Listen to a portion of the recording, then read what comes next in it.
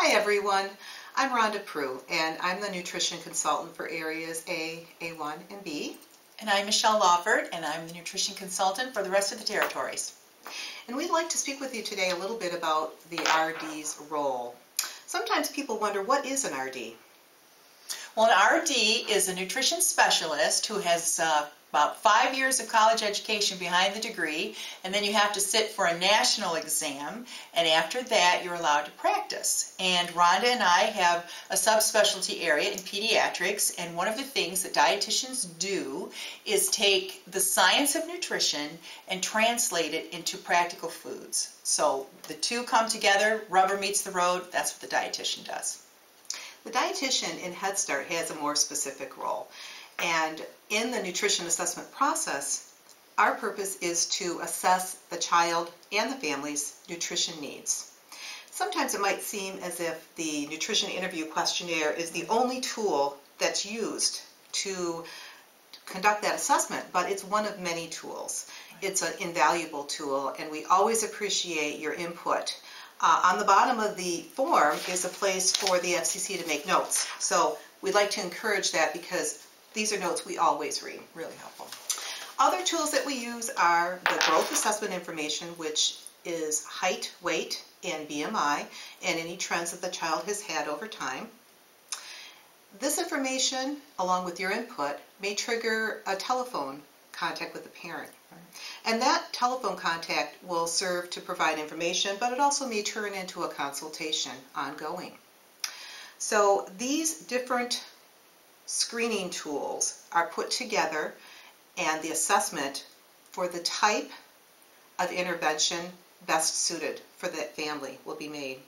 Those different types of interventions might be general education, might be specialized education, or actual medical nutrition therapy, which is focused on helping medical or health-related condition through nutrition.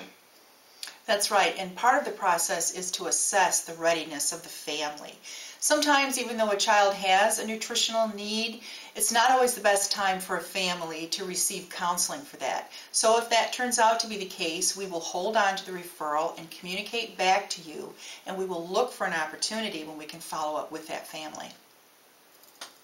So the types of interventions that we might provide for the family would include educational materials.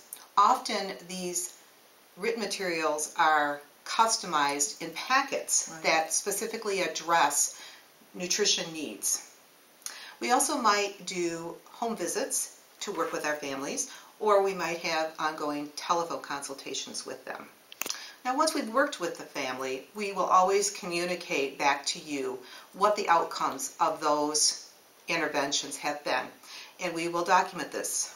COPA is the main vehicle for that documentation.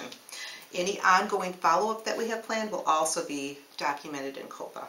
That's right, and sometimes families want some kind of an intervention that's between a private consultation or simply receiving printed information.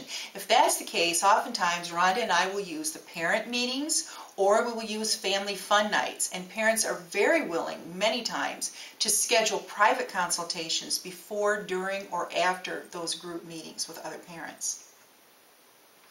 Another thing we wanted to let you know is in this process, sometimes we hold on to documentation, and we will attempt three times to contact the parent or the guardian for the child. And if we're not able to reach them after 3 contacts, then we will send you all of the documentation at one time regarding our attempted contacts with that family. We are liaisons to the FCCs. We're on your team to help provide nutrition services to your families. And we would like to help meet their needs.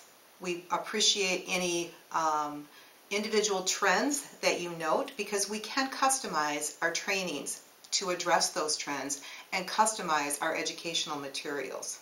That's right. Oftentimes when we receive your nutrition assessment forms from a certain area, we will note that many parents in the same area would like to hear the same topic. For example, sometimes they'd like to hear about picky eating, or they'd like to hear about low-cost meal plannings, and we will customize our parent meetings to meet those needs in your area.